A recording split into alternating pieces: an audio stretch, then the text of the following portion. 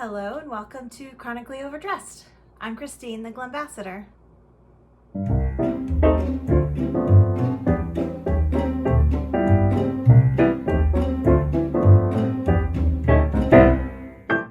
I've already done a video on hairnets and snoods and kind of the history with them, but I got a lot of questions from you guys on actually how to wear a snood or how to put on a snood. So I wanted to go over that with you today.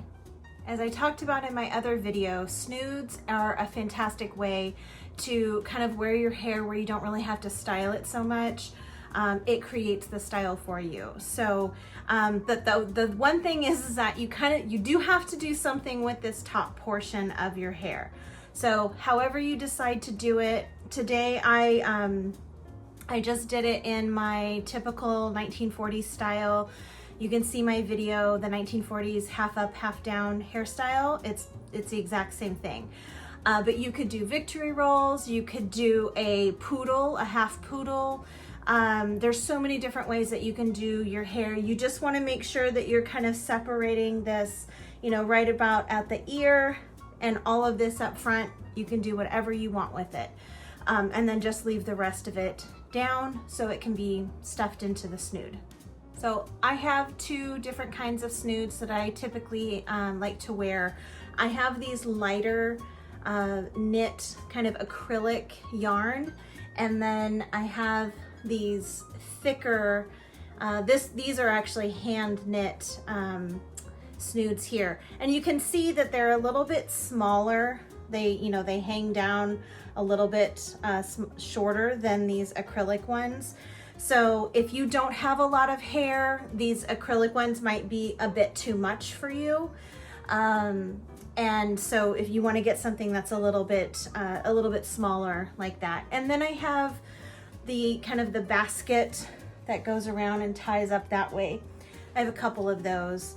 But the trick that I use to kind of make sure everything is set in the snood correctly and isn't going to fly through all of the holes is to actually put my hair into a hairnet.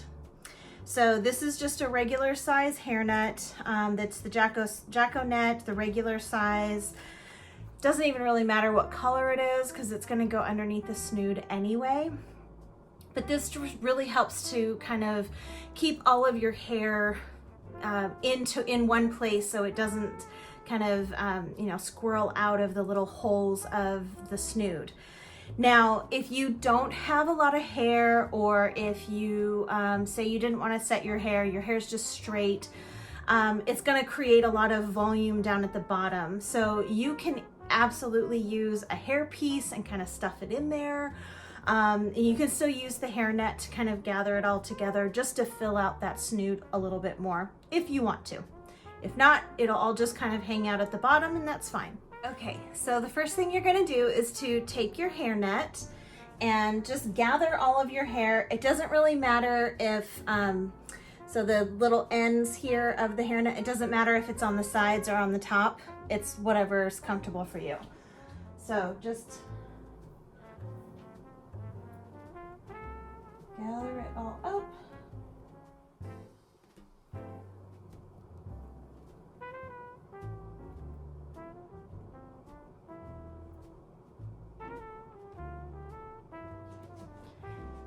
And then I like to take a bobby pin and just secure it just at the top. And I use these really tiny bobby pins. But I don't want to push it in too far because I'm actually going to use that bobby pin again to secure the snood as well. So I'm just kind of holding it there for now. But as you can see, you've got all of your hair in the hairnet. Makes it a lot easier to put the snood on. And here you can arrange, kind of pull your hair however you like it to make sure it's nice and full and fluffy. And then just take your snood, open it up, gather it in,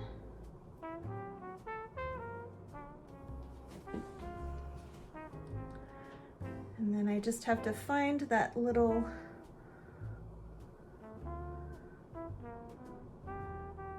bobby pin, and then I'm just attaching, pulling that bobby pin out so I can secure the snood up top. Now, depending on how you have, how far back you've taken your sides, if you take them too far back here, the snood is going to have that tendency to slide off of your head.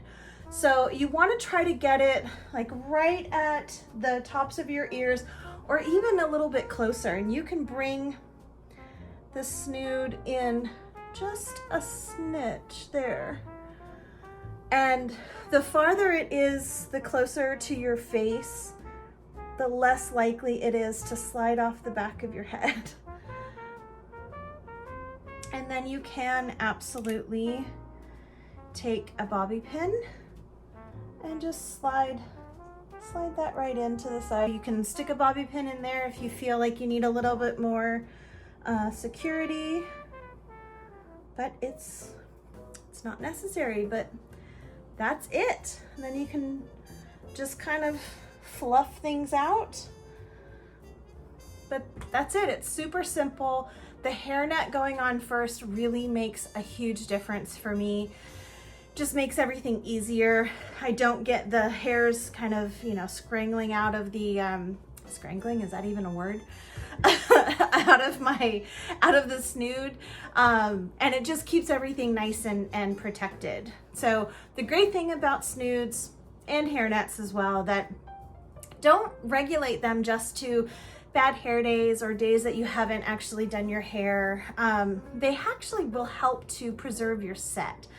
So, you know, putting all of your hair together like this, where it's not out in the elements, it's not getting blown around, you're not really having to brush it out so much.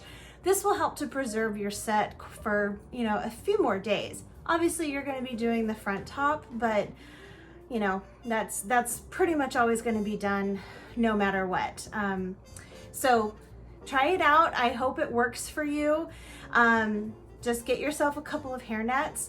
And for these smaller kind of basket ones, you can use the bun or the chignon hairnets, and those work just as well. Those you don't really need to kind of attach with a bobby pin.